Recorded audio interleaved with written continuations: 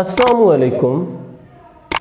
آج ہم اس بات کو معلوم کرنے کی کوشش کریں گے اللہ کریم ہماری خوشیوں میں راضی ہیں یا نہیں، اس بات کو جاننے کی کوشش کریں گے۔ اللہ قرآن مجید میں کہتا ہے کہ میں اپنے بندوں کو عطا کر کے بھی آزماتا ہوں اور ان سے چھین کے بھی آزماتا ہوں۔ مومن اور متوکل لوگ وہی ہیں جو اللہ کی آزمائش میں اللہ کی رحمت سے پاس ہو جایا کرتے ہیں۔ آج میرا موضوع انتہائی خوبصورت ہے۔ آج میں اس موضوع پہ بات کرنے جا رہا ہوں، شاید جس موضوع پر کبھی کسی نے نہ بات کی ہو۔ وہ موضوع یہ ہے، کیا ہم اپنی زندگی کے اندر ہم اپنے اہل و عیال کو اسلام کی دعوت دیتے ہیں یا نہیں؟ فرض کریں اگر آپ ایک بھائی ہیں تو کیا آپ نے کبھی اپنی بہن سے یہ کہا ہے کہ بہن آپ پردہ نہیں کرتی اور آپ کو گاؤن پہننا چاہیے؟ کبھی آپ نے یہ کہا ہے؟ کیا آپ نے اپنی بہن سے، اپنی بیٹی سے کبھی یہ کہا ہے کہ بیٹا یا بہن ناخن رکھنا اسلام میں منع ہے، اور در حقیقت ناخن رکھنا درندوں کی صفت ہے؟ اللہ نے ان جانوروں کے ناخن بڑھائے ہیں جو دوسرے جانوروں کو چیر پھاڑ کر کھاتے ہیں۔ میں آپ کو سب سے پہلے ایک چھوٹا سا انسیڈنٹ کوٹ کرتا ہوں۔ میں نے ایک مسلمان جو بہت پڑھی لکھی عورت تھی، صحافی تھی، ان کا BBC پہ ایک انٹرویو دیکھا۔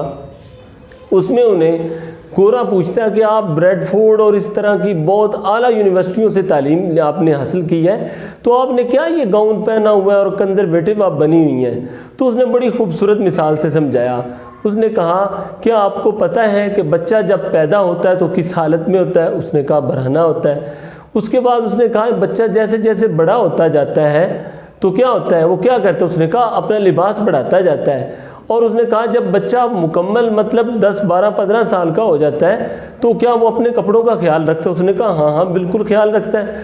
تو اس نے کہا کہ اس کا مطلب جو لوگ وقت کے ساتھ ساتھ بڑے ہوتے ہیں اور اپنے جسم کو پورا نہیں ڈھکتے وہ جانوروں کے مشابہ ہیں، کیونکہ جانور کا بچہ بھی برہنہ پیدا ہوتا ہے اور وہ بڑا ہو کر بھی برہنہ ہی رہتا ہے، اور انسان کا بچہ برہنہ پیدا ہوتا ہے لیکن وقت کے ساتھ ساتھ وہ اپنے کپڑے بڑھاتا جاتا ہے۔ اب اس سے آگے بات کرتے ہیں، کیا ہم نے اپنی زندگی کے اندر کبھی اپنے بچوں کو، خاص کر کے بچیوں کو یہ دعوت دی ہے؟ اور میں ایک ٹیچر ہوں، میں نے تو اس حد تک بھی سنا ہے کہ مجھے اسٹوڈنٹس آ کر کہتے ہیں کہ ان کے والد صاحب سختی سے منع کرتے ہیں کہ آپ نے گاؤن نہیں پہننا، آپ نے پردہ نہیں کرنا۔ اللہ ہمیں ایسی بات کرنے سے بچائے۔ دوسری چیز، اللہ قرآن مجید میں عورتوں کے لیے کیا کہتا ہے؟ اللہ کہتے ہیں کہ عورتیں جو ہیں جب اپنے گھر سے نکلیں تو چادریں لٹکا لیا کریں، اپنے جسم کو ڈھانپ لیا کریں۔ آیت کا مفہوم یہ ہے۔ اور اگر آپ کبھی عورت کے معنی پر غور کریں تو عورت کا معنی ہے چھپی ہوئی چیز، ڈھکی ہوئی چیز، چھپی ہوئی چیز اور ڈھکی ہوئی چیز۔ میں اب آپ کو دنیا داری کی ایک مثال سے سمجھاتا ہوں۔ کیا آپ کو پتہ ہے کہ اسلام کے اندر عورت کا پردہ کیوں ضروری ہے؟ اس کی سب سے بڑی وجہ یہ ہے کہ آپ دنیا میں سب سے مہنگی چیز کوئی لیتے ہیں، کوئی قیمتی چیز لیتے ہیں، کوئی موبائل لیتے ہیں، کوئی گاڑی لیتے ہیں، تو آپ کیا کرتے ہیں؟ موبائل کے اوپر فوراً کور چڑھا دیتے ہیں۔ گاڑی لیتے ہیں تو اس کے اوپر اچھا سا ڈھانپنے والا آپ کپڑا رکھتے ہیں تاکہ اس کو خراش نہ پہنچے۔ کیا بیٹیاں اتنی سستی ہو گئی ہیں کہ اتنی بے قدر ہو گئی ہیں کہ ہم انہیں بغیر پردے کے باہر لے کے نکلیں، اور جب کوئی دیکھتا ہے یا گھورتا ہے تو ہم کہتے ہیں کہ جو لوگوں میں حیا نہیں ہے؟ یہ تو ہماری ڈیوٹی ہے کہ ہم اپنی بیٹیوں کو اس بات کی تبلیغ کریں اور انہیں اس بات پر لے کر آئیں کہ آپ نے پردہ کرنا ہے۔ ایک مسلمان عورت میں اور ایک کافر عورت میں یہی تو فرق ہے کہ مسلمان عورت اپنے آپ کو ڈھانپتی ہے، اپنے جسم کو ڈھانپتی ہے اور اپنی نگاہوں کو نیچے رکھتی ہے۔ در حقیقت آپ کے جسم کے اندر آنے والی جتنی بھی پریشانیاں ہیں، جتنے بھی گناہ ہیں، ان کا سورس حقیقت میں آنکھیں ہیں۔ آنکھیں دروازہ ہے جسم کے اندر داخل ہونے کا۔ اگر ہم اس دروازے کو اچھے طریقے سے بند کر لیں گے، یہ ان آنکھوں کو نیچے رکھیں گے تو ہمارے لیے مسائل نہیں ہوں گے۔ مولانا طارق جمیل صاحب کی میں نے بات سنی، مجھے بڑی خوبصورت لگی۔ مولانا کہتے ہیں میں اکثر شادیوں بیاہوں پہ نہیں جاتا، لیکن مجھے ایک صاحب نے ضد کی کہ آپ ہماری شادی میں ضرور آئیے گا۔ میں ان کی شادی میں گیا، جب میں پہنچا تو وہاں پہ میں نے دیکھا کہ عورتوں نے سروں سے دوپٹے اتارے ہوئے ہیں، میک اپ بے شمار مطلب کیا ہوا ہے۔ تو مولانا صاحب کہتے ہیں کہ مجھے بڑی تکلیف ہوئی۔ میں نے تھوڑا سا جو کھانا تھا میں نے وہ کھایا، اور میں نے کہا کہ میں جلدی سے نکل جاؤں۔ میں جب وہاں سے نکلا تو میں باہر آ کے ایک برآمدے بالکنی میں کھڑا ہو گیا، تو میں نے دیکھا کیا کہ لوگ بھی سارے آنے شروع ہو گئے۔ اب ان لوگوں سے تھوڑی دیر پہلے ایک باپردہ عورت نکلی اور لوگ سارے دیکھ کر اسے رک گئے۔ اللہ نے ان کو روک دیا اور ہر بندہ اس پردے والی عورت کو راستہ دے رہا تھا۔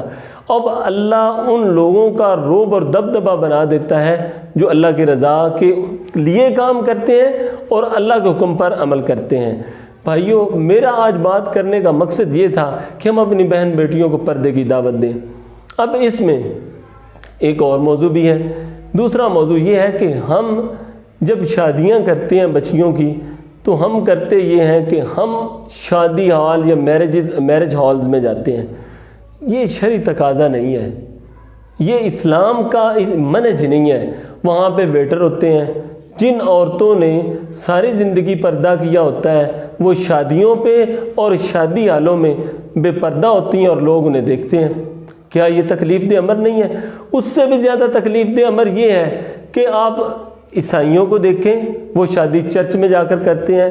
آپ سکھوں کو دیکھیں، وہ شادی چرچ میں جا کر کرتے ہیں۔ اور آپ جتنے بھی مذاہب کے لوگوں کو دیکھیں گے، وہ اپنی دینی جو جگہیں ہیں ان پر جا کر اپنی نئی زندگی کا آغاز کرتے ہیں۔ اللہ ماشاء اللہ، پتہ نہیں ہمارے مولانا کو کیا ہو گیا، کبھی کسی نے یہ بتانے کی زحمت نہیں کی کہ نکاح کی سب سے بہترین جگہ آپ کا میرج ہال نہیں ہے، اللہ کا گھر ہے، وہ ہے مسجد۔ یہ کون بتائے گا؟ اگر آپ بیٹی کی زندگی کا آغاز اللہ کے گھر سے کروائیں گے تو جب جو بیٹی اللہ کے گھر سے نکلے گی، اللہ خود اس کا محافظ بن جائے گا۔ پتہ نہیں مولانا کیوں نہیں یہ بتاتے؟ اللہ کے رسول نے تو اپنی بیٹی کا نکاح مسجد کے اندر بیٹھ کر کیا، ٹھیک ہے، کروایا۔ اور آج ہم دیکھ لیں، ہم میں سے کتنے لوگ ایسے ہیں جو اپنی بیٹیوں کے نکاح مسجد میں کرواتے ہیں؟ میرا خیال ہے 95 نہیں 99% لوگ مسجدوں میں نکاح نہیں کرتے۔ آپ جتنے بھی نان مسلمز ہیں ان کو دیکھیں گے تو ان کی شادیاں ان کی مذہبی جگہوں پر ہوں گی۔ میں نے آپ کو مثال آلریڈی دے چکا ہوں، اور یہ ہمارے لیے مر مٹنے کی بات ہے۔ یہ ہمارے لیے مر مٹنے کی بات ہے کہ آج ہم اس کی قدر نہیں کر رہے۔ اللہ ہم سب کے لیے آسانیاں فرمائے، اللہ ہمیں اپنی بہنوں کو پردہ کروانے کی توفیق دے، اور اللہ ہمیں اللہ کے گھر میں اپنی بہن بیٹیوں کے نکاح کروانے کی توفیق دے۔ دعاؤں میں یاد رکھیے گا۔ پاکستان زندہ باد۔